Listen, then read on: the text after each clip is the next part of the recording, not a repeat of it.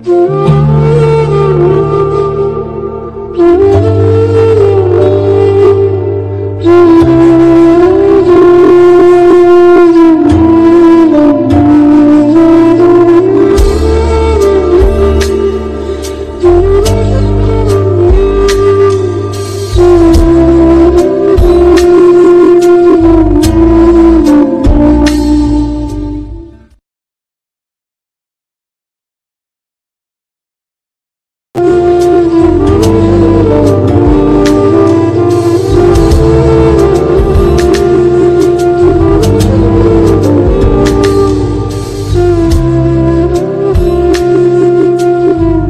করেই এক পর্যায়ে শ্বশুরবাড়ি থেকে বাপের বাড়ি চলে আসলাম। নমস্কার, কেমন আছে সবাই? আশা করি সকলেই ভালো আছো।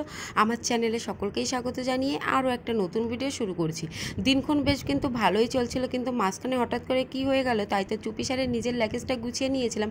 দিনের দিন যেহেতু বাড়িতে যেতে পারবো না, মানে বাপের বাড়িতে অনেকটাই দূর, তার পরের দিন 8:40 ট্রেন ধরে আমি কিন্তু সোজা বাড়িতে চলে এসেছিলাম। তো যাই হোক, সমস্ত কিছুটাই কিন্তু আজকের ভিডিওতে তোমাদেরকে শেয়ার করব। তো সকালবেলা ঘুম থেকে উঠে ওই যে আপন মনে আমি সংসারে কাজকর্মগুলো কিন্তু করে নিচ্ছিলাম।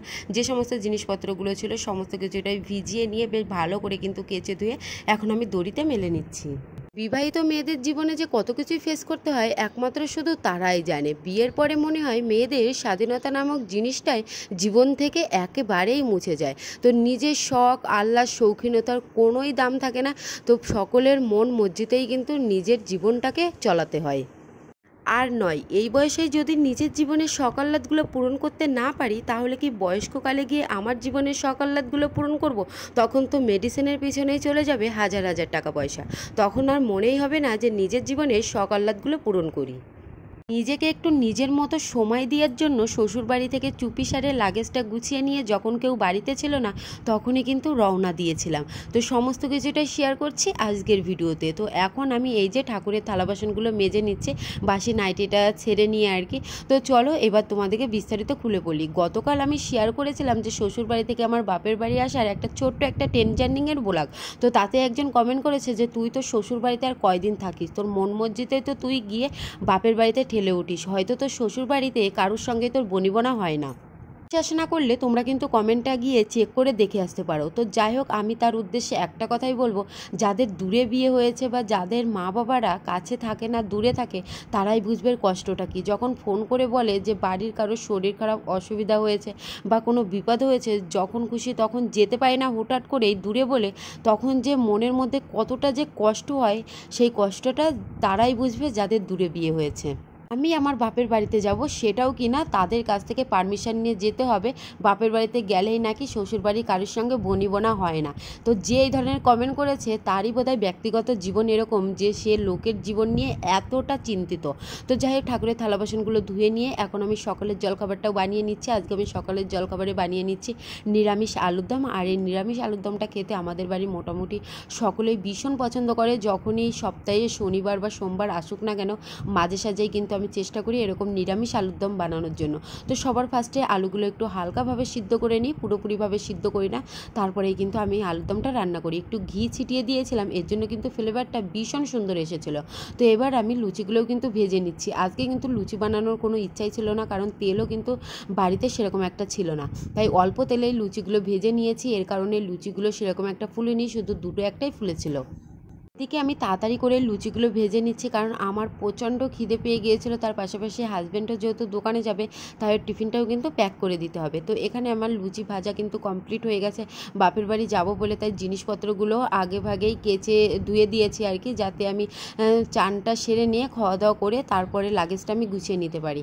এখন যেহেতু দুপুরের ভাতটা বসাবো, তাই এই যে চাল নিয়ে নিলাম। এখন বেশ ভালো করে কিন্তু চালগুলো আমি ধুয়ে নিচ্ছি। যে যতই খারাপ কমেন্ট করুক না কেন, তারা ভাবছে যে এই সমস্ত কমেন্ট করলে হয়তো আমি তাদের কথা শুনবো, একেবারেই না।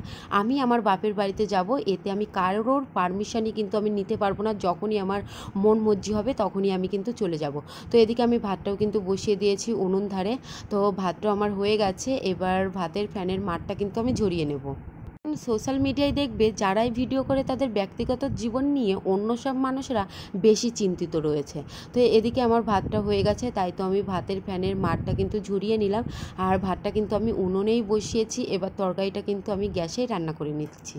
রুই মাছ খেতে এত পরিমাণে ভালোবাসি, শুধু মুখ ফুটে বলেছি। তারপর থেকে আমার শ্বশুরমশাই যখনই বাজারে যায় না কেন তখনই কিন্তু বেশ অনেকখানি করেই কিন্তু রুই মাছ নিয়ে আসে। কেন জানি না, রুই মাছের কাঁটাটা কম। আর ছোটোবেলা থেকে আমরা 3 ভাই বোন মোটামুটি রুই মাছ খেতে আমরা বেশি পছন্দ করি। আর আমরা যে গ্রামের মধ্যে থাকি বাপের বাড়িতে, সেখানে বেশিরভাগ রুই মাছটাই কিন্তু পাওয়া যায়। তো এখানে আমি কচি বেগুনগুলো কেটে নিয়েছিলাম রুই মাছ দিয়ে রান্না করব বলে। তাই তো বেগুনগুলোও কিন্তু আমি আগে ভেজে নিয়েছি বেশ ভালো করে। এখন যেহেতু গরম, তাই কিন্তু এই গরমে অত মশলাযুক্ত খাবার না খাওয়াই ভালো। তাই তো একেবারেই কিন্তু সিম্পলের মধ্যে আমি তরকারিটা রান্না করে নিয়েছিলাম। আর বড়িগুলোও কিন্তু ভেজে নিয়েছি, কারণ এরকম মাছের ঝোলে বড়ি দিলে খেতে কিন্তু বেশ ভালো লাগে।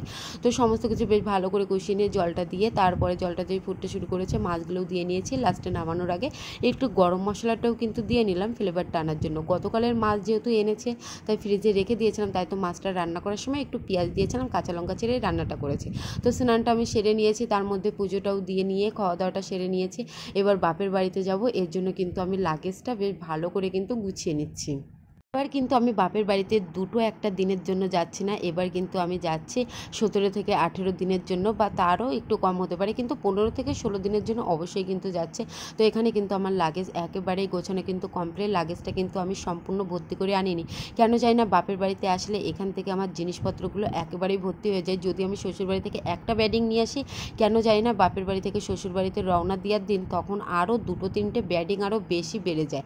তো দেখো গ্রামের পরিবেশটা কতটা না সুন্দর লাগছে। আর এখন স্টেশনের মাঝখান দিয়ে বরাবর এত সুন্দর ফুল গাছ লাগানো, যেটা দেখলেই মনটা কেন জানি না মানে ভীষণ ভালো হয়ে যায়। এবার এত গরমে ট্রেনের মধ্যে দই উঠেছিল, তাই তো এখান থেকে একটা 10 টাকা দামের একটা দই আমি কিনে নিয়েছিলাম। কেন জানি না গরমের মধ্যে দই খেতে আমি ভীষণ ভালোবাসি। আর যে পাশটাতে আমি উঠেছিলাম সেই পাশটাতে রোদ্দুরও আসছিলো, তাই তো এখানে চশমাটা পরে নিয়েছিলাম, মাথায় ওড়নাটা দিয়ে। আর আমাকে কিন্তু দিতে গিয়েছিল আমার হাজব্যান্ড। মানে যখনই আমি বাপের বাড়িতে যাই না কেন তখনই কিন্তু মাঝপথে গিয়ে কোনো দিন আমার শ্বশুরমশাই দিয়ে আসে, বা কোনো বার আমার হাজব্যান্ডও কিন্তু দিয়ে আসে। তো যাই হোক, লং জার্নিটা তোমাদের সঙ্গে শেয়ার করলাম না, সোজা কিন্তু চলে আসলাম পলাশিতে। আমার হাজব্যান্ড টেনে তুলে দিয়েছিল। তো এই যে পলাশি আসলেই মনে হয় যে বাপের বাড়িতে চলে এসেছি। আর এখানে আসলে মজাটাই কিন্তু হয় অন্যরকম।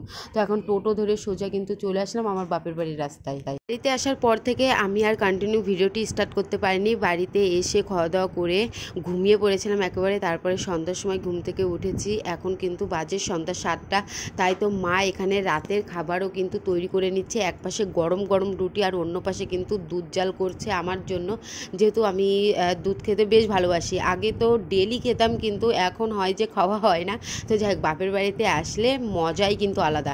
আর আমাদের বাড়িতে কিন্তু সমস্ত কিছুই কিন্তু পাওয়া যায়, সমস্ত কিছুর কিন্তু বাড়ির এই যে রুটিগুলো বানাচ্ছে, এটাও কিন্তু বাড়ির গমের আটার রুটি। তো প্রত্যেকটা রুটি ভীষণ সুন্দরভাবে কিন্তু ফুলছিল, দেখতেই পাচ্ছ। আর উনুনে রান্না করছে, আর এই উনুনে রান্না করলে খুবই তাড়াতাড়ি কিন্তু রান্না করা হয়ে যায়। তো মাকে বললাম যে তুমি রুটিগুলো বেলে দাও, আর আমি রুটিগুলো ছেঁকে দিচ্ছি। আসলে কেন জানি না খুব তাড়াতাড়ি এই সময়গুলো পার হয়ে যায় প্রিয় মানুষদের সঙ্গে কাটানো মুহূর্তগুলো।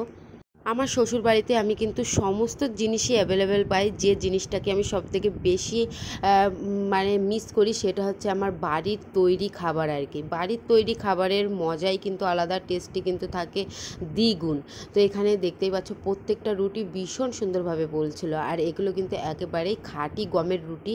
আর রুটিগুলো দেখতে হালকা কিন্তু লাল লালও কিন্তু রয়েছে। মোটামুটি মায়ের রুটি বানানো কমপ্লিট হয়ে গেছে। আর আমাদের বাপের বাড়িতে 12 মাস কিন্তু রুটি খায় রাতের বেলা, সেটা গরমকাল হোক বা শীতকাল হোক না কেন। সারা বছর কিন্তু এরকম আমাদের পাটকাঠির জালে রান্না করা হয়। আমাদের কিন্তু কোনো বছরে জ্বালানি কেনার প্রয়োজন হয় না। চাষি পরিবারের সমস্ত কিছুটাই কিন্তু অ্যাভেলেবেলই থাকে। তো যাই হোক, রান্না করা কিন্তু কমপ্লিট হয়ে গেছে। এক পাশে দুধ জাল হচ্ছে আর অন্য পাশে রুটি, পুরো কিন্তু গ্যাসের মতনই সিস্টেম। আর এখানে কিন্তু পাইপ সিস্টেম করা রয়েছে।